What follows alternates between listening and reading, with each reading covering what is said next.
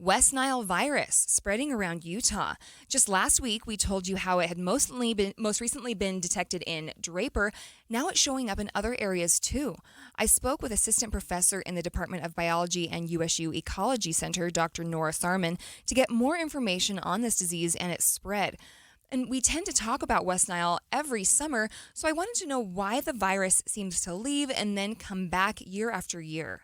So the West Nile virus is an interesting one because it actually gets transmitted by kind of growing and living in bird populations, and then it moves from the birds to the humans when we have a high level of the virus in bird populations and when there are enough of the mosquitoes that like to bite humans around, or that like to bite both birds and humans around. So it's sort of a very particular situation that we need to put together. And that usually happens in this part of the country in August and September.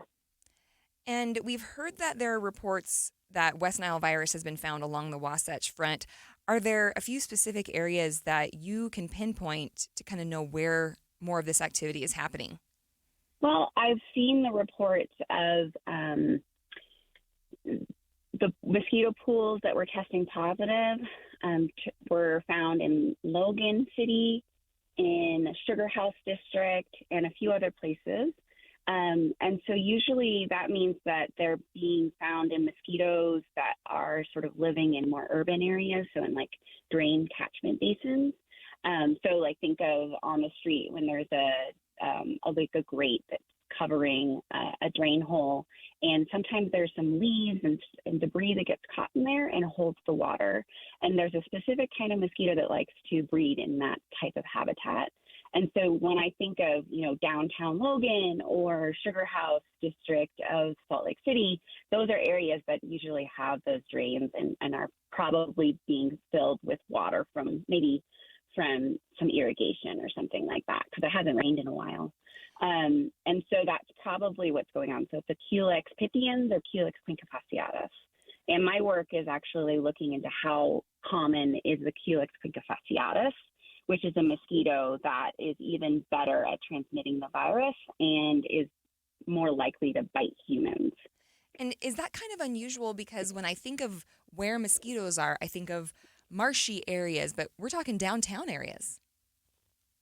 Yeah, the interesting thing is that there are so many different kinds of mosquitoes. And in this area, I don't know, there's maybe 5 or 6 really common mosquitoes. And they all go through their different life cycles at different rates and different times, and they go through winter in different ways. And so they have these little booms and busts that just align so that sometimes we see the virus getting to high levels in birds and then transmitted to mosquitoes. But there's probably still a lot of mosquitoes out in the marshes too, but they're a different kind of mosquito. And usually those types of mosquitoes don't actually bite birds that are infected with West Nile, so they're less dangerous to us. So when we're talking about mosquitoes that do carry West Nile, what are some of the characteristics? Are they more aggressive? Do they kind of go after humans? They actually don't prefer him, or at least, the work that we've seen, the studies we've done and what we can tell is they don't really prefer humans, but they do bite humans. So we just did a study with the Salt Lake City Mosquito Abatement District where we took a bunch of blood-fed mosquitoes. So we took a bunch of mosquitoes that we caught that actually had blood inside of them. And then we used sequencing to identify what they had eaten. And we found that out of I think it was around 200 that we were able to identify, there were 7 humans. The rest were mostly birds.